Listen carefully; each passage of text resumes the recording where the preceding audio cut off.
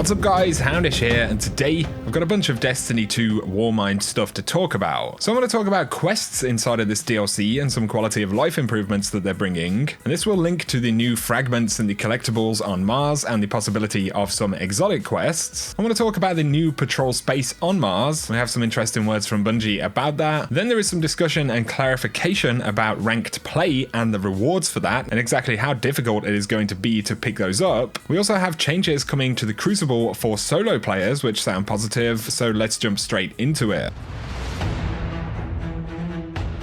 Firstly, let's talk about how much Warmind actually costs. So many of us, I'm sure, have the season pass, so we'll have access to this anyway. But for anyone else wondering whether they should come back or pick this expansion up, or just generally how much it costs, then it costs $16.79 here in the UK, and that is $19.99, so $20 in the US. And that's on the PlayStation Store. It's essentially the same price on Battle.net, and I'd assume it's going to be the same on Xbox, although I can't actually find that in the store just yet. In terms of whether the DLC is worth the price, well, it's pretty hard to say until we actually get to play it. But now let's get on to some more new stuff, guys. So of course we've seen the new fragments that are going to be collectible on Mars. We don't know exactly what they'll be used for, but of course in the past, in particular with things like Touch of Malice, we saw that result in a pretty big exotic quest. So that's entirely likely this time around. There's also some speculation that Sleeper Simulant is going to return because of this image right here. And on top of this, the various Ikelos weapons do have kind of different numbers. If you remember back to the Forge in Curse of Osiris, of course, when you got all of the weapons, you gained access to the Sagira Ghost Shell. And a change that will be pretty beneficial is that Bungie are actually removing quest items from slots on the character and putting them into the inventory menu. So there is now a Pursuits tab. This was shown in Giggle Monster's video. You can see that the On the Comms quest is in there. That was the original Leviathan raid quest. And it also holds some of the other items you'll use for the events on Mars, but there are actually 50 slots here for pursuits, and so of course if there are more exotic quests coming in this DLC, this would be a perfect time to bring a new pursuits tab to the game. Later on down the road in September, Bungie have said they want to work on a milestone or kind of progression tab, so it's possible that this will once again be consolidated in September into a different space in the UI, but it's definitely good that we have this for now. On the subject of questification though, it's worth me pointing out that the new exotic masterworks will actually come with kind of cryptic objectives. So they say things like earned through heroism in heroic strikes, and once players can figure out what that is and then actually complete it, it will give a masterwork buff to the weapon. And according to PlayStation Access, I mentioned before, there are some pretty ridiculous buffs on the way apparently. The masterwork Vigilance Wing is supposedly full auto, and the masterwork Crimson allows the weapon to get a 100% range stat, so it has the maximum amount of range the weapon could possibly have. So this is definitely positive progression and power improvement for these pieces of gear. But on the subject of the new patrollable space on Mars, of course this is where the Hive Escalation Protocol event takes place, and this is the sort of new PvE endgame mode that they've put in. On top of this, there are public events here as well, so the Warsat public event is returning. You also have the Witch's Ritual event like you see on Titan, and where we saw the fragments on the map, we also get a bit of a look at Mars right there. There is actually 2 landing zones on this space. One of the Bungie devs likened it to Titan, saying it was roughly the same size, and also Cosmo lovingly pointed out it's bigger than Mercury. So that's definitely positive. Also, another thing to note in the Bungie stream, they made sure that they had someone spinning around on a Sparrow in the background right here. So Sparrows on Mars confirmed. Now we're really going places, right?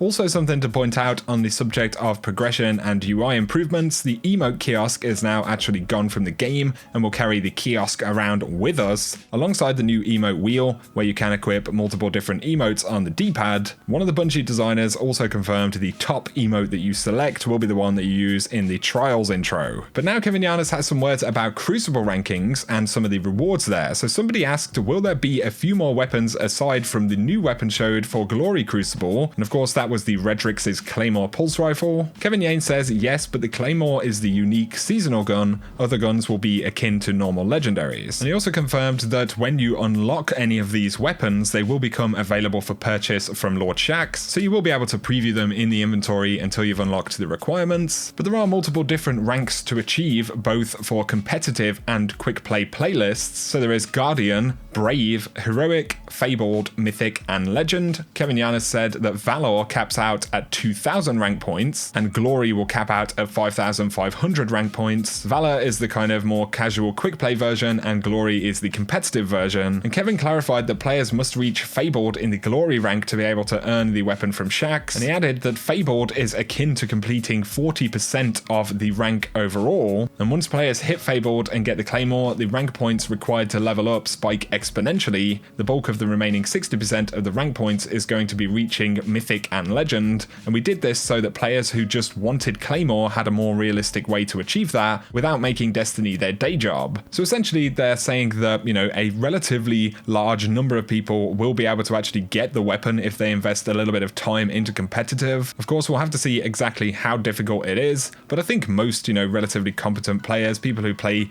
know, a little bit of PvP, will have a decent shot at this. In terms of that competitive playlist though, Cosmo did confirm there is a skill-based matchmaking active in that playlist, so as you actually move up in the ranks and things like that, that is of course going to affect your skill-based matchmaking inside of competitive playlists, but quick play regardless of your rank in that mode should continue to work in the same way. In terms of solo players though, Derek Carroll from the Bungie team said, "We are addressing this issue in update 1.2.0, and this is where somebody said, can teams versus randoms be looked at in quick play?" So they say they do have a fix for this issue, or at least a way of improving it. We'll get more details about that soon, so if you play a lot of solo PvP, hopefully this will make the experience a little bit more enjoyable. One of the progression designers, Daniel from Bungie, on the subject of solo players said that they definitely agree not all solo players are casual players. Getting powerful gear can be done solo, but players that play group activities like Trials or the Raid will progress faster with the new system, and that's a behavior that I believe we want to support to reward those players that tackle the challenging content, but this doesn't mean that we want to leave solo players out in the cold. First, we've got some events coming in the future that will give extra opportunities for solo players to progress. Additionally, coming up with the challenging and compelling reward sources for solo players, which naturally Raiders, Trials players will also participate in, is something I think we could do better with going forward, and this is something we're actively thinking about. So Bungie do say that this is on their radar, you know, they want to make sure that solo players aren't overly punished if they are playing solo, and they also recognize that solo and casual are not the same thing. It's interesting that he says they've got some events coming in the future that will give extra opportunities for solo players. That could possibly be things like Clarion Call. But now let's talk a little bit about a couple of exotic changes coming in the DLC. So we've got more insights about some of them. Firstly, Risk Runner is actually getting a buff. We haven't seen a preview of it just yet, but they've increased the arc damage resistance, and this will work in PvE and PvP. And on top of this, arc overdrive on the weapon can actually proc while it's stowed. So normally you'd have to have the weapon out, take arc damage for that perk to proc, but now it will proc anytime that you have the weapon on the character so that it can be used even if you switch to Risk Runner after it procs. And somebody asked John Wisniewski about it. He said the weapon is already very good in PvE, so we didn't make specific changes for that. The 50% arc damage resistance is a buff to the base behavior, so that will make it better everywhere. So that's very interesting. We'll have to see how it plays out. Risk Runner right now in PvE is actually a pretty solid weapon because of the SMG damage buff that we saw back in the March update. The only other issues really I find would be, you know, ammo in particular can be a bit annoying, but that's an issue that we see with quite a few different weapons at the moment. In terms of other exotic buffs, we have of course seen the Sturm. Somebody asked Cosmo, does the damage from the overcharged bullet apply to body shots as well, or only headshots? Cosmo said both, but you need the precision shot to 2-tap at full health. Cosmo confirmed that the Sturmdrang buff is not actually timed, and he said he forgets what the max is, but you can go around getting a bunch of kills with Drang and load up several overcharged shots into the Sturm. So it's not a timed buff, it doesn't work like Rampage or, you know, Kill Clip or anything like that, and it actually will continuously overcharge shots up to a certain point, but it's not just 1 or 2. If you get 4 or 5 kills with the Drang, it should load up 4 or 5 overcharged shots with the Sturm, so you could technically 2-tap multiple Guardians in a row without switching back to the sidearm. Pretty interesting stuff. But guys, that is going to summarize this roundup for now. Of course, we've got more info coming from Bungie over the next few days, so we'll keep you guys updated with that. But if you have enjoyed the video, a like is very much appreciated below. If you're new to the channel, be sure to hit subscribe to see a lot more D2 content. Check out my sponsor Gamerlink. They have an awesome clan and LFG app on Android and iOS. Destiny is is featured on the app, so you can use it like an LFG to find